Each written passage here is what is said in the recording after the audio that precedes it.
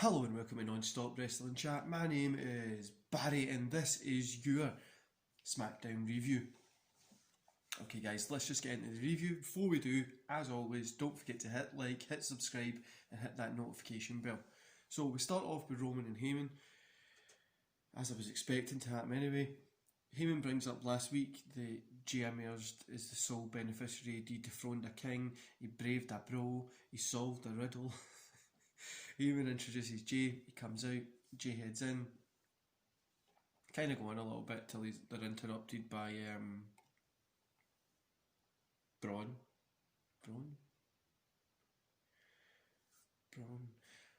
Corbin. Till they're interrupted by Baron Corbin, and Sheamus agrees. Baron Corbin's like, something's fishy here. Really doesn't make sense how you got the title shot when you just came back. There was people in line, blah blah blah. Sheamus totally agrees. Now move on. So we have the Intercontinental Championship match. It's the first match of the night. AJ versus Jeff. AJ Styles wins via DQ because he has Sammy run in. 2.5 stars. I really did enjoy this match. The first match of SmackDown, strong opener, middle of the road. I really think there's a story happening here, and this is going to be a good storyline, hopefully. So Sammy sends AJ into the steps, he enters the ring, hell of a kick to Jeff. Now there's a few bold segments, but there's one that really got to me here. Jeff is leaving the ring and he's heading to the back. We see him fall over. Then an interviewer says it's because he's dehydrated and he needs fluids. You could have said it's because he's been kicked in the head, but then there's a doctor checking over Jeff, and the doctor says you just need fluids. Checking over, Sammy comes in and says, are you sure it's only fluids that he needs and not something else? Right, I get it. I get Jeff has had problems in the past. I get that he's dealt with his demons, but we don't need it forced down our throat every time. Jeff Hardy can't go into another storyline about his past problems. Now, I've seen them play out on TV and pay-per-views with Sting and stuff like that.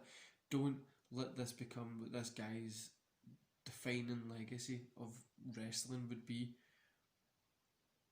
He's a great wrestler. He's got lots of fans. He's got lots of things that really can progress what's going on, but like his story for his whole wrestling career has always been like the underdog kind of story. Then when he won the belt and went away, had his problems, all that kind of stuff, right? But you can't have two storylines in a row that literally involve this. But Kalisto and the Grand Metalik versus Cesaro and Shinsuke was the next match. Kalisto and Metalik pick up the win. I gave this 1 star, guys. It just wasn't a fun match. I couldn't get into it. I don't really get what was going on during it. Like Cesaro and stuff being jealous of like a lounge thing. I don't know. I just didn't get it. I didn't like it. Bayley comes out with a chair. She explains why she did what she did to Sasha there. But you know, the usual, let's drudge and on. We're going to have a match at some point. That's what we're looking for. Then we get a 4-way match, which was Nikki Cross, Alexa Bliss, Tamina and Lacey Evans. Nikki picks up the win here. 2.5 stars. I really thought this was a pretty good match. It was nothing special, but it was a strong match. More overshadowed because of what just happened before, with the Bayley kind of segment and promo. But it was a strong match. Then we get John Morris versus Otis. Otis picks up the win. I've literally wrote, why? I don't get this. I'm not a fan of this. Then we go to one of the worst things that happened in the night. The Firefly Funhouse. I get the Firefly Funhouse. It's nothing special and stuff like that. But why is there a seal? It's dressed up like Paul Heyman and it's named Wobbly Walrus. Just why? Then we get Baron Corbin and Sheamus versus Roman Reigns and Jey Uso. Roman Reigns and Jey Uso pick up the win. I get that. I gave this a 2 stars. I love the idea of Roman Reigns coming in at the end. The thing that really took it down from a 2.53 for me is the fact that it already started the match before he came out. They could have played it even better. Bad guys, he comes out and just sits on the side of the ring. then jumps in at the end, grabs a tag, picks up the win, barely does any work. That's what I would have done, but it was a short match, so I guess that's probably why they done that, I think. That was the end of the show. Overall, I gave 2.5 stars for the whole experience. 2.5 stars because it wasn't anything great, but it wasn't anything bad. It was a solid show for SmackDown. Like I say, it's nothing special. But what the hell is Wobbly Walrus? Why the heck? What the? I get the Firefly Funhouses where they can do stuff, but come on, Wobbly Walrus is just. There's no need for it. I'm saying that, but I'm probably going to end up being a mark for it in a week or two if it continues. The Jeff Hardy thing, he needs to move away from, like, they need to move him away from, like, overcoming demons. Like, just move him away from it.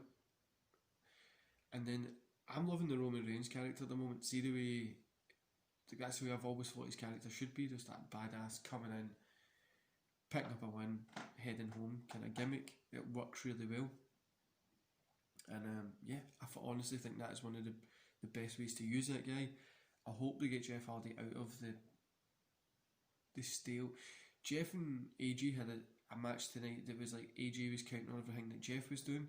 If it's kind of like, oh, his moveset is really stale, and it'll maybe try and push him to come up with new things, which will be pretty cool. But I'd need them to get away from like, he's an alcoholic, a drug addict, or he needs a drink. Let's just get away from it. Because it's not working at all. It didn't work with Sheamus, and it's not going to work with AJ. Right, guys, I'm going to love yous and leave yous there. Don't forget to hit like, hit subscribe, and hit that notification bell. Thanks for your support, guys. Honestly, it means the world to me. Next week, I think on Monday, I've got a new segment starting, and it's going to be like my favourite matches. I'm just going to go over why I think it's my favourite matches. It'll be like a good 4 or 5 minute video, but yeah, that's starting on Monday. Anyway, I hope you enjoy the rest of your weekend, and I'll see you here on Monday for the new kind of segment, and on Tuesday for your Raw review. Enjoy the rest of your day.